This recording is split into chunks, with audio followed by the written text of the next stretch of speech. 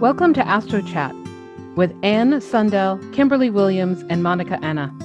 We are three professional astrologers living in three separate countries, coming together every new and full moon to share our 3 points of view on astrology. Whether you enjoy deep dives into the current transits or you are just beginning to learn about astrology for the first time, there is a place for you here. All that is required is an appreciation for astrology, along with a respect for the various traditions within it. So grab a mug of coffee, your favorite cup of tea, or any other beverage of your choice, and join us for a chat on the astrology of the next 2 weeks. Hi, welcome everybody to another wonderful AstroChat podcast. This week it is Anne Sundell and myself, and we are going to be talking about the full moon happening on July 3rd, the full moon at 11 degrees of Capricorn. Exciting. To give you a little heads up on what we're looking at, it is going to be happening at 6:37 in the morning here in the central time zone of the US, and over across the pond in the UK, that would be 12:37 in the afternoon. And for those in Finland, 2:37 p.m., or if you do military time, 14:37. So figure out where it's happening for you, make your adjustments, and follow along as we dive in. We're probably not going to have a chance to look at everything that's happening in the 2-week window, but we're going to look at a lot. We're looking at from July 3rd until the following lunation, which will be a new moon on the 17th. Some things that you might want to note, especially if they're important in your chart, is that there is no air in this chart. When we pull it up in a moment, you'll get to see it if you're following us on YouTube. And everything is in one of the other, all the placements are in the other elements. We have no air. And Mercury, one of the rulers of an air sign, Gemini, is combust, that sun. It'll be combust until she changes signs, until she ingresses into Leo around the 10th. We've also got Uranus making some squares. We've got Venus, the ruler of Libra, caught up in those squares. So yeah, I think it's going to be hard to access some of the air energy. And we'll talk about that some more. Mars is going to be ingressing into Virgo on the 10th of July. And for most of the month, Venus is going to be in her pre-shadow until she goes retrograde on the 23rd. So those are some of the big highlights we saw. But before we dive in and unpack it, Anne, why don't you start us off with a Sabian symbol for this lunation? Yeah, I'm happy to do that. And the Sabian symbol we passed already 11 degrees of Capricorn. So I'm reading the symbol for 12 degrees of Capricorn. And that's an illustrated lecture on natural science, reveals little known aspects of life. Bit cryptic this time. And maybe there's a lot about nature in this chart. That's not so much about the objectivity, it's much about being in the air element, earth element, and with this Capricorn moon, that's also a moon that's quite realistic, or how you can tell it. I mean, Capricorn moons many times describe themselves as realistic people. So how can we combine the realism with the feeling nature and with the other aspects of life that we need to also adjust to? Yeah, that's beautiful. I agree. I think there's so much about nature and grounding and earthiness here in this chart. And we're going to see that some of the tensions, the few tensions that there are, because there's so many harmonious aspects, but some of the few tensions wrap up or involve Uranus, right, who's been transiting Taurus now for a couple of years, what we've been dealing with. But there's that I feel like it's almost that reminder in this chart of getting in touch with earth, with nature, with what is important in life, those fundamentals, and getting kind of real and realistic in a very Capricornian way, as you put it. So it's an amazing Sabian symbol to contemplate as we dive into the chart. It's like getting your priorities straight. Exactly. Yeah. Yeah, that's how I'd put it too. Yeah. So let's talk about having the moon in Capricorn before we unpack everything. Um, we get this, right, once a year, this beautiful full moon in Capricorn kind of energy. And to me, it's interesting when the moon is in Capricorn because obviously it is not its favorite sign to operate in, and yet there's so much we can learn here. The moon is the natural ruler of Cancer, Capricorn being the opposite, it's in detriment. But I really feel like there's so much we can learn from planets in detriment and in fall. They're making us look at things. So on the positive side of this lunation, I feel like this is about really getting in touch with what we yearn to build or create. You know, that yearning of the moon, the building, the creating that feels very Capricornian. You know, this is a great time to pull out the plans, review what we've already been doing. We're just a little beyond the halfway point, right? We just passed that summer solstice, halfway point of the year. So it's a good time to kind of do that mid-year review of what did we set as our goals? Where are we at? And not just thinking about did I succeed or fail? Have I accomplished? But more of do I still yearn for that? Is it still a goal that has meaning for me? And what are the things that have meaning now? Maybe what do we need to add back into that planning? One of the challenges, it's kind of hard for me to go through the litany of all the strengths without thinking about one of the big challenges when the moon is in Capricorn is that push-pull about making space for our emotions. Capricorn wants to help us create and to build and to climb mountains and to accomplish and to do. And often that means structure. And that structure can often create walls. And what can often I find happen is our emotions get at the bottom of the list. We forget about our feelings or we push them aside. We are focused on something else. And yes, I'll deal with that later. You know, the infamous, we go down the rabbit hole on the computer with our work. And next thing you know, you forgot to eat dinner because we were so busy doing and creating and working that we forgot about the needs of the body or we forget about our emotional needs. So I feel like that's the biggest challenge is this is a time where we can be really alive with all of the doing. I mean, middle of summer, that is what happens. We get summer vacation plus our jobs, plus we have, people visiting. It's the go, go, go, do, do, do. The days are so long.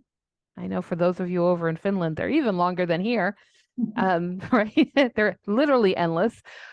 But that idea of there's so much time and we need to do it all. So I think for me, one of the things to consider is it is a full moon. It is about what am I releasing as much as what am I creating. So maybe releasing some of the inhibitions, some of the structures that have stopped us from getting in touch with our emotional or physical needs can be something really useful at this time. Now, that's my kind of soapbox. What are your thoughts about Absolutely. working in this Capricornian energy?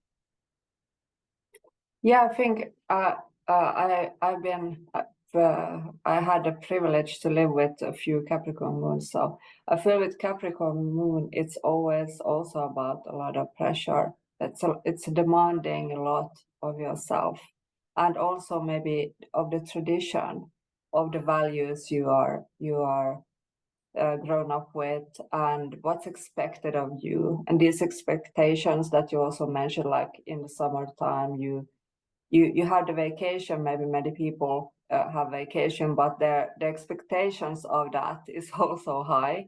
So I mean, it's really to go back to what is valuable, what is that you need, in spite of the thing that you feel is expected of you from other people or from the tradition or from your family or from wherever.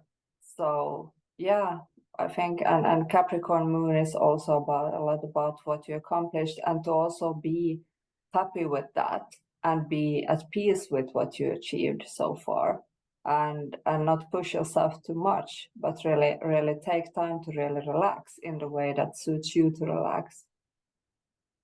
Yeah, it is a great time to celebrate the small victories. You know, often there's our eye is on that finish line, and it's easy to forget about the success we've made along the way and all of those steps that add up to that big victory. They're important to celebrate as well.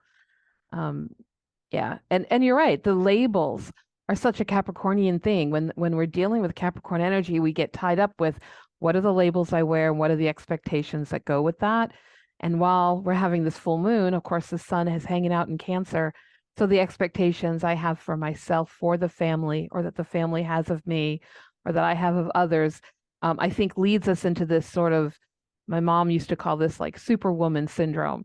That summer was just so hard because she had to be, still keep her job and do family gatherings and now take care of a child who was home for the summer and not gone for a few hours.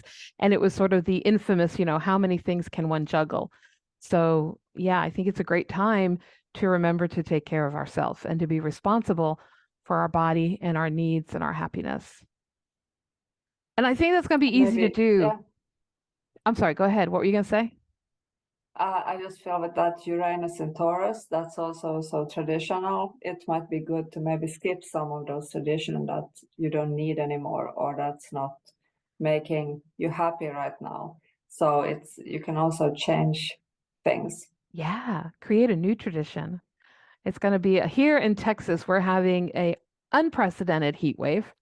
It's always hot here, but this year we're breaking some records. And a lot of folks I've talked to have been telling me that they're changing the traditions. It's like, we're not going to do the barbecue outside for Father's Day or the 4th of July, those summer holidays that are all about go to the beach or be at the picnic. They're like, no, we're going to cook stuff the night before and we're going to have everybody inside and play games at the table or, do something that is accommodating the weather. So I think we can maybe accommodate our own needs too. And that should be easy to do because, as you and I were talking about, there's so many wonderful, harmonious aspects in this chart. So let's pull up the chart and dive into some of how we can support this energy. Give me just 1 second. So here we are looking at our chart for July 3rd, 2023. I'm just going to rattle off some of the wonderful aspects that we see here. Of course, we've got the moon at 11 degrees, 18 minutes of Capricorn, opposite the sun. And the one big challenge that stands out, in addition to that Mercury being combust, is that they are making a square to Chiron. Chiron's hanging out still at 19 Aries. But beyond that, if we look at everything else, we've got trines and sextiles to the South Node and to the North Node and to Jupiter and to Saturn and to Uranus. Like, it is just energy flowing, harmonious energy moving, flowing. And of course, just to reiterate, trines and sextiles are not innately good. Squares are not innately bad, but there is this flow of energy. So it just feels like this energy of the moon and the yearning for what we want to create and build of Capricorn world, hooking up with that sun in Cancer and what do we want to nurture and what is going on with what is our sense of home and family. That energy is just like emanating throughout this chart, is the way I think about it. We've got such wonderful earthy energy. We've got the moon in Capricorn, Pluto's in Capricorn. We've got in Taurus, the North Node, Jupiter, Uranus, just this grounding energy. And then you've got lovely water flowing. It's almost like the image I keep getting is being at the beach and the tide is just coming in and going out and we're standing and wiggling our toes in the sand. And it's like, where do you want to send your energy next? So we probably could do an entire podcast on how harmonious this is. But since Monica's not here, I'm going to channel my inner Monica and say, well, let's talk about the one shadow thing that jumps out, which would be that square to Chiron, right? The one thing that could be a bit of a challenge. To me, Chiron is all about what needs to heal. Where can you bring healing for yourself or others?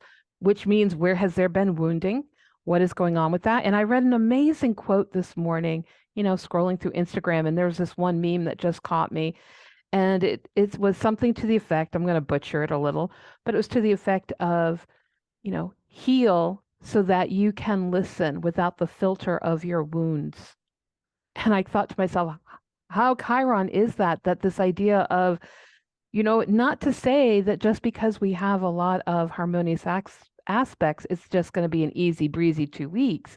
No, what I think this says is there's a lot of energy flowing about maybe this is where we can do some of the work with ourselves and with our families, with our careers and our jobs, which is another Capricorn area. Maybe we can do some work about where have I gotten lost? That Chiron in Aries, we've talked a few times about, there's that, what do I need? Where have I made it all about what I need to do instead of who I am?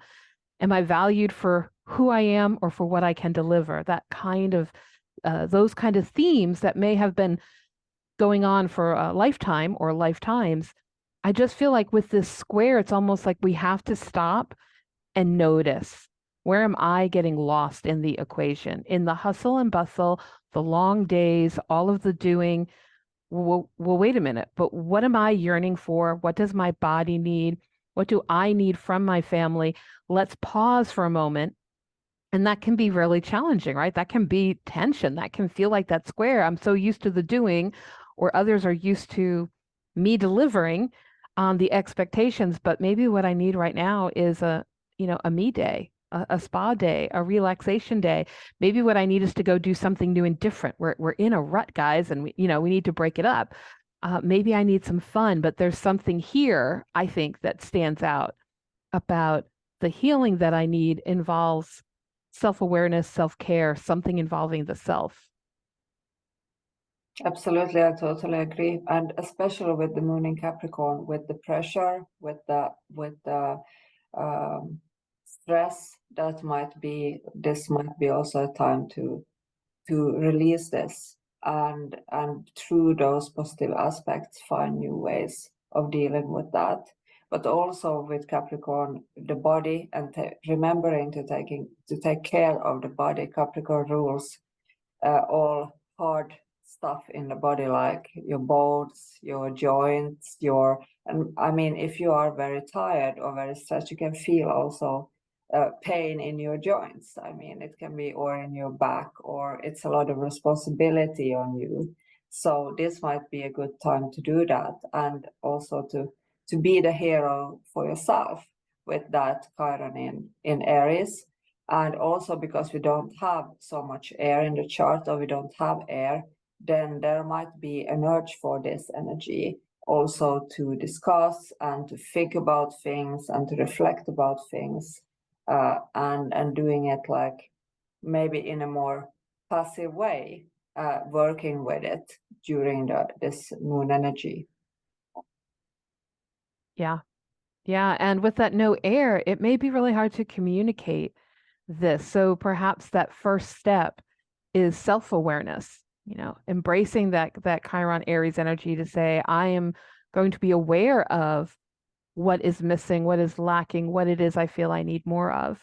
It doesn't mean we necessarily heal it in that moment, but often just the awareness and the acknowledgement to oneself of what needs to shift or change can be a huge starting point. Absolutely, that's the first step to understand and have awareness. But still, even if we have a lot of harmonic aspects here, this month contains many big shifts astrologically, that are shifts that's been going on for years. And for example, I want to go into a bit on the nodes, because we have a very big shift here. The nodes are moving into other signs, into Aries and Libra, and they've been in Taurus and Scorpio now for the last few years. So now we're gonna, during this month, the 18th of July, they're gonna move. So we're gonna have a big energy shift there when we get new signs for the nodes and new priorities. I mean, we've been working with Taurus, with Scorpio, with the shadow stuff, with the unconscious things. Yeah. So I mean, I think it's very, very, I'm happy that they're moving in 2 different signs now. I need pom-poms to be a cheerleader, do my happy dance. Yeah, and this might actually also bring a kind of earness to go forward, because we have the North Node in Aries, and Aries want things to happen. Aries want to go forward, and maybe planning ahead, looking at visions for the future. Still, it's good to remember that Aries can also be a bit impatient, want things to happen right now. I want to do this fast, and it might be good to do the planning before we start to manifest.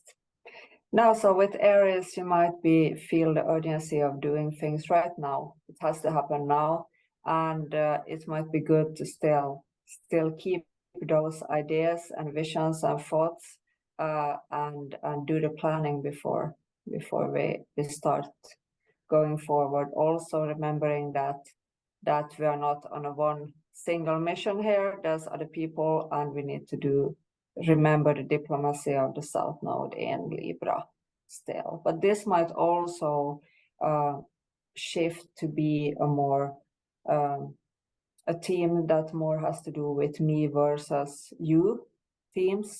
Then is also going to be highlighted this month in other ways that we're going to speak about later. But still, it's a big shift. It's a different energy. Absolutely. And as always, as we're making that shift, and I believe you looked it up and said it was on July 18th that we're going to see this shift actually happen of the nodes going into the next pair of signs. But as we approach that and as we're getting closer, it seems to me that whatever that little last bit, that little last residual of work that we've had to do around the Scorpio and Taurus themes, it's going to come up as well. That shadow's coming up to say goodbye, but there's often that, what is that one thing we need to do? Whatever we're starting, whatever Aries energy is calling us to start, may be the very thing that our Taurus side didn't want to release something in order to start that. Or there was a scorpionic fear that I need to, that there's crossing the Rubicon. It's a phrase that comes to my mind, that idea of once we take those steps, there is no going back. And so I think this is exciting and scary. It's sort of that now that we've done the work about why is XYZ scary, or why do I hold on, or what is my resistance to the change, whatever our theme was, we've done this 18-month-long journey of work. Well, now it's time for the next stage, right, of stepping into that work, teamwork, starting things up, doing things that are new, but they're not going to just be unrelated. It's almost like a relay where one runner passes the baton to the next. So I feel like July may be a month where we are stirred up and excited and want to just go and do without thinking it through, because, hey, there's no air here starting us off, but also because there's that push of let's get in and let's do. But also there could be a push because it feels scary, and I would rather rip that Band-Aid off and just go. So I think honoring, going back to the fact that the moon is in Capricorn, honoring how it feels. What does it feel like to start something up? It's like a roller coaster. It's exciting and it's wonderful and it's terrifying. And both emotions are okay and valid. And so to give ourselves permission to feel whatever we're feeling as we're moving into the shift of the nodal axis. And I'm sure over the next 18 months, we will talk a lot about what comes with Aries and Libra. Absolutely. And to also during this month acknowledge what and think about what have you established the last years with those nodes. What have you been through? What are the things you have left behind now? And what's the future looking like? Yeah, and be proud of where we're at. So many people have talked about the experiences of the last 18 months as the South Node has been in Taurus, facing their inner demons or having transitions in their outer world or some type of loss. Like there have been things that are hugely emotional and transformative, but often painful. And I think honoring and accepting that we're here, that we have survived our journey, whatever that journey entailed. And there's some joy there, but there was certainly some challenges, whether they were external or internal. We all had demons to face, and we did, and we're here. And so we're ready for that next step. I think going back to what you mentioned earlier, celebrating those victories, celebrating each step on our journey that's leading us towards the pinnacle of that mountain we're climbing. Absolutely, and this will be a very important period for people that have planets in Aries and in Libra, because the nodes will be accessing those planets and activating them. So it might be like a highlight for these people to look at this 2-year period. Yeah. So as all of my fixed friends are taking a huge sigh of relief now that we're moving out of the fixed energy, I'm rolling up my sleeves so that I can catch up with you guys and do some work myself. Something that is of interesting note, we talked a little bit about this I was just going to say last week, but 2 weeks ago when we recorded our last lunation, right? Back at the new moon, we talked about the Saturn retrograde. And so here we are and we're in it. Saturn is currently at 7 degrees of Pisces, holding on, getting ready to, take us through the entire month. We're going to see Saturn retrograde. It's a challenge. I mean, I think Saturn and Pisces in general is a challenge, right? The planet that's about being solid and creating and having a plan and building and hierarchies and labels and how do we do things in the sign that says, oh, let's just put that aside for a minute and be the dreamer. It can be so beautiful, right? So beautiful when they work well, but it can be such a challenge to get these apples and oranges, right, on the same page and working. And now we're going to throw retrograde into the mix. But I think that, there's a beauty here because this might be a perfect moment, especially on the heels of that nodal axis about to shift.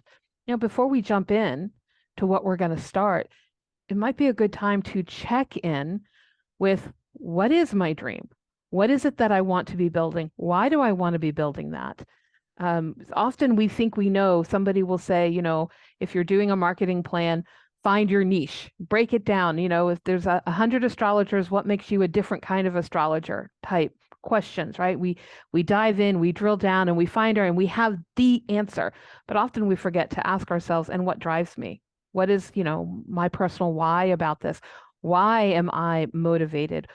What calls me to want to build this versus that type of scenario or plan? So there's also something beautiful, I think, while it's retrograde, that if we're changing gears, right? Pisces being mutable water, if the Saturn ingress into Pisces is all about us changing gears, changing our mindset, changing the way we do things to some degree, might be useful to have some models, role models of how that works.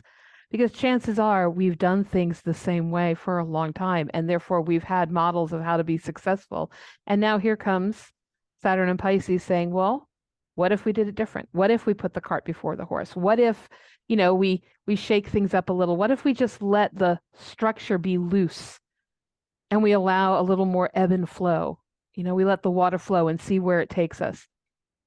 That can be really scary when our structured way of processing or doing or coping is based on, this pattern of 1, 2, 3, 4. So I feel like with this momentary pause here, this retrograde, let's go back to revisiting our dream. Let's go back to those vision boards we made for ourselves way back when. Let's pull out some music, some songs. Let's get in touch with how it feels to be the creator of the carrier of this vision, this visionary. And let's maybe also find some role models, some mentors, if you will. I know that's often a Jupiterian thing, but I feel like with Saturn, it can also be that structured teacher who can really show us like the way forward, the missing link, as it were. Yeah, and Saturn is so, I think Saturn is like, it's wisdom, it's maturity, it's all the best seeds you can get out of that sign. It's like, it's really going through all the phases of that sign qualities and what's the best we can actually make of it. I think about when Saturn was last time in Pisces in the 90s. When you mentioned music, I started to think about all those bands, the 90s bands, and the music. Many of those musics are still playing today. it's many very good hits that were made in the 90s. Yeah. And yeah, so the association with music and Saturn in Pisces, that was something you just gave me like a reminder of that, a memory. Yeah, and I think those memories can be so powerful, right? To remind us of what made us happy, what gave us joy. And what happens when you break the rules? I mean, the bands of the 80s, a lot of the music from the 90s, it was throwing the rule book out. We're not going to create harmony this way. We're going to do, I was watching a thing this morning on Talking Heads, one of my favorite groups from the 80s, and they were talking about, that dystopian kind of sound and how it could be jarring, but it was wonderful, right? So sometimes what happens, I think of that with Saturn and Pisces. I will ask myself, and what would happen if I threw the rule book out? Who says this is the way to do it? Who says this is the rule? Because this is what society has said. This is the conventional model. This is the way to be successful. This is the recipe I was given. It's easy to accept that as fact. But the reality is that's just one way. That's one way of moving forward. And I think too that Saturn can sometimes be like that wise old crone energy. So if we're going in the kitchen and I'm like, here's my recipe, grandma's taking that, throwing that out and saying, let's just cook by what smells right or what we think will go together. Let's use our hand as measurements. And my inner Virgo goes, no. But there's such wisdom that can be found there, right? And then we can bring that energy back to our plan. We don't have to throw out the rule book, but momentarily, might be good to just close it and see what happens for a week if we try it some other way. Let those hard walls, those Saturnian walls, soften just a bit. Absolutely. And that's like we talked about it earlier, like how do you put limits in the ocean? How do you do the rules? I mean, you need to bend the rules, you need to find a unique way of doing it. Yeah.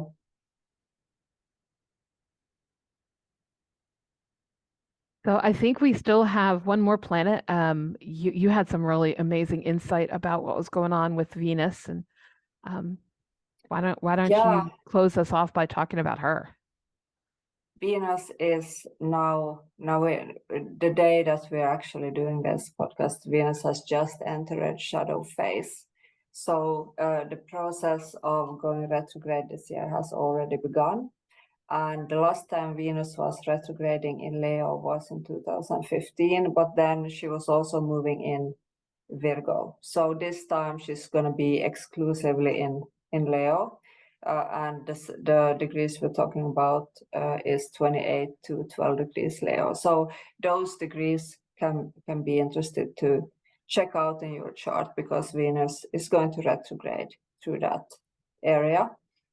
And the real retrograde phase is going to start at the 26th of July, but we have an interesting stationary retrograde time, a time where the planet is going to be in the same degree from the 21st to the 26th of July. So this time might be really highlighting the themes and giving you some idea about what this phase is going to be about.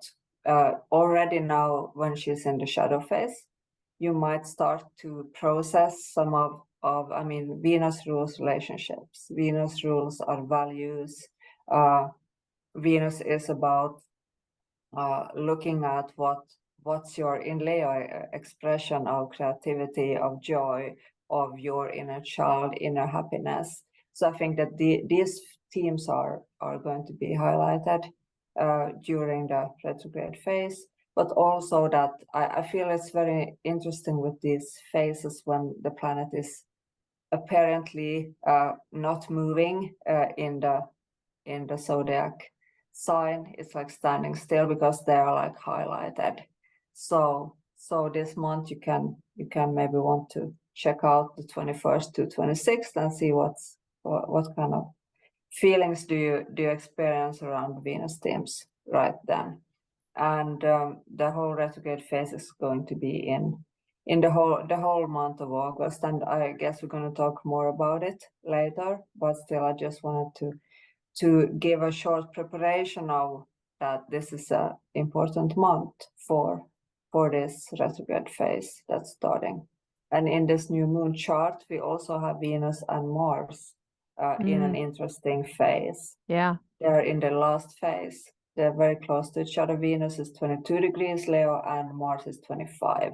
So that puts them in the balsamic phase. Karmically, this has a lot to do with past relationships, with karmic relations we have to other people. It doesn't have to be romantic. It can also be like all kind of relationships, friendships, people that echo from the past. And that's also something that's often connected to this retrograde phase. Old friends, old acquaintances coming back into your life, or you start to think about some old relationships and what they brought into your life and processing them during this time might be one theme. Amazing. Yeah. There's something really strong about Venus and Mars, that conjunction they have.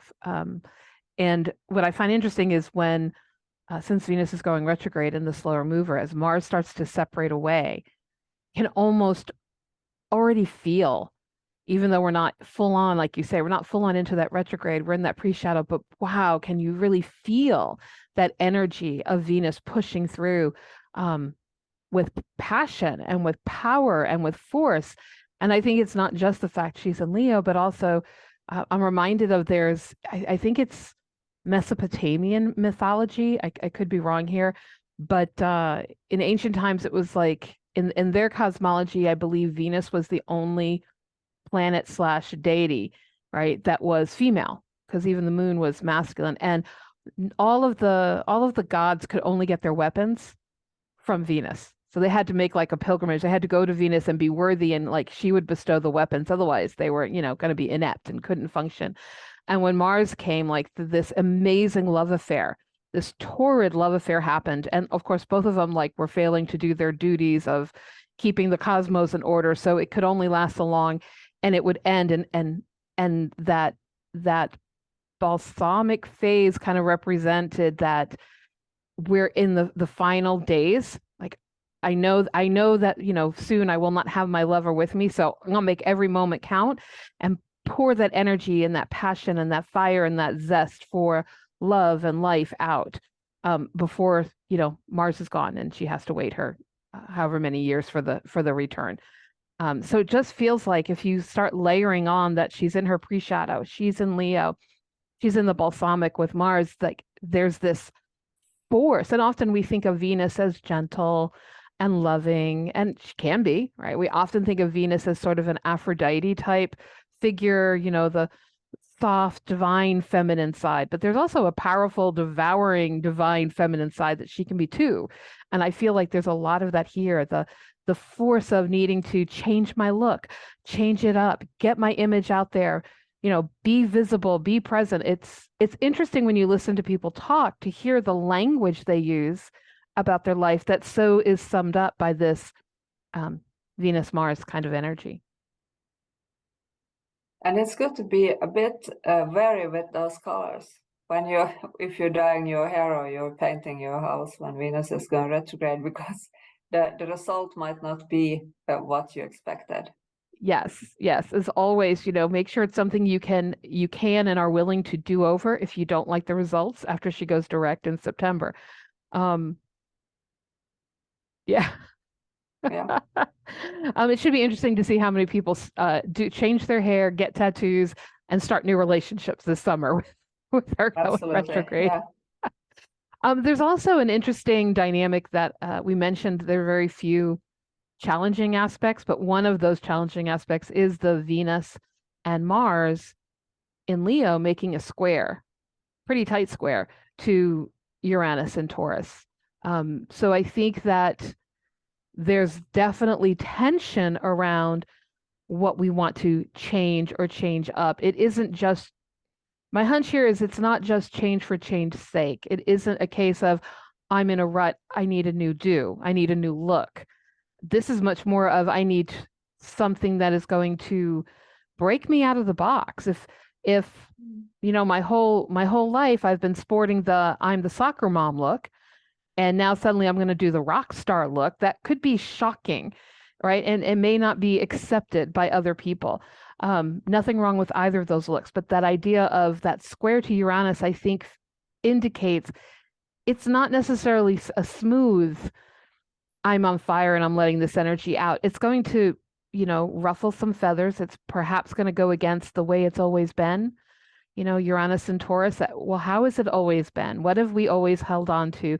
What is our moral conviction for, people who've always been like, I'm not going to do anything permanent to my body. To decide to get a tattoo could be a huge 360 that has a lot of implications other than the beauty side of it. So it should be interesting to see what are the tensions that arise from this pre-shadow period as they're all bumping heads.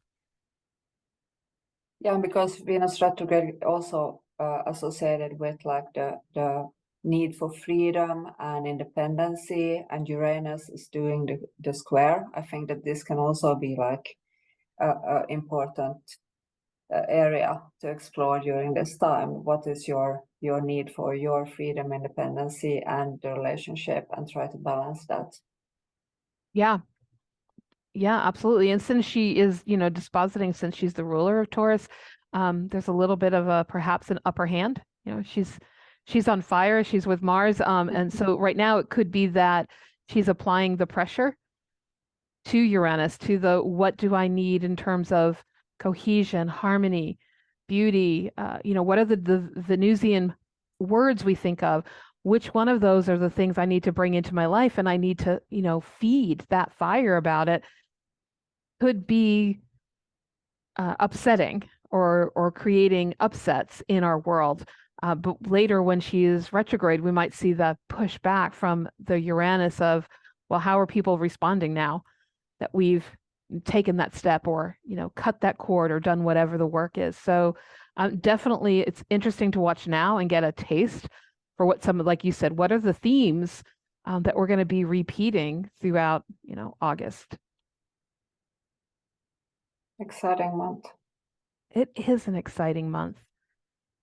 Very exciting, and lots of energy. So I guess that wraps up that's a whole lot to deal with in just a 2-week period.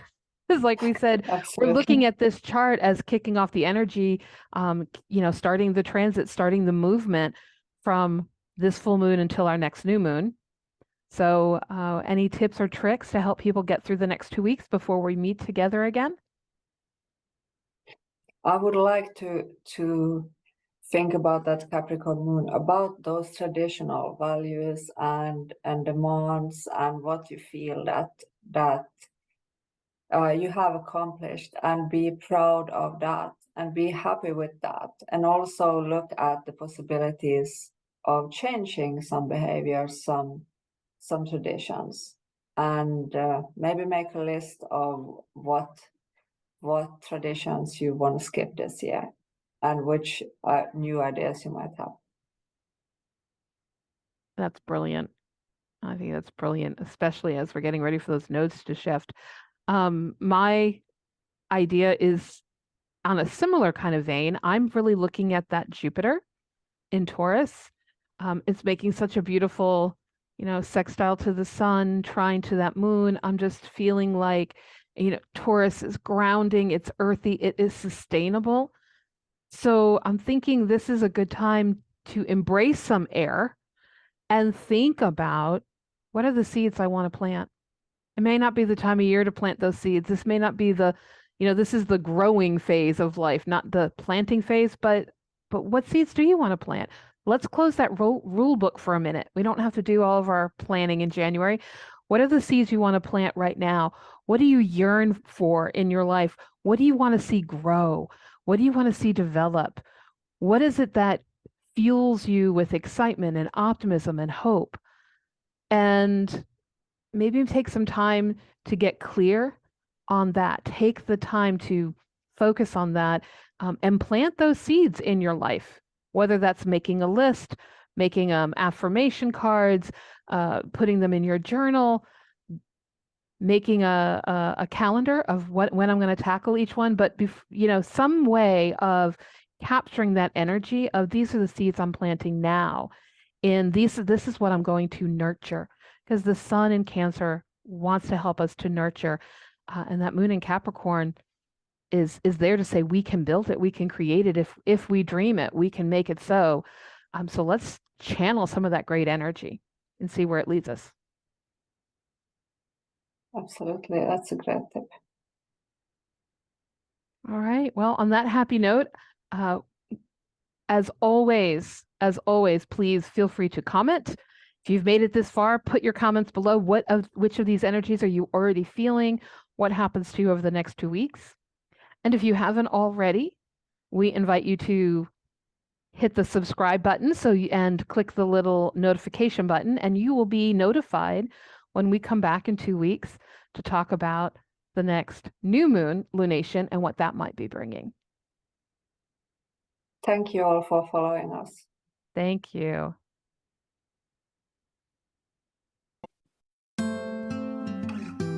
Thank you for joining us in this week's AstroChat. We hope that you enjoyed the discussion and would love to hear about anything that resonated with you. Keep the conversation going by posting shareable content on our Instagram, Facebook, or YouTube pages. You can also email us at astrochatpodcast@gmail.com. AstroChat is uploaded every 2 weeks on the Saturday before each new and full moon. Look for us on your favorite podcast platform as well as on YouTube. You can support AstroChat and receive exclusive content by donating on our Patreon page. We look forward to chatting with you all again at the next lunation of the moon.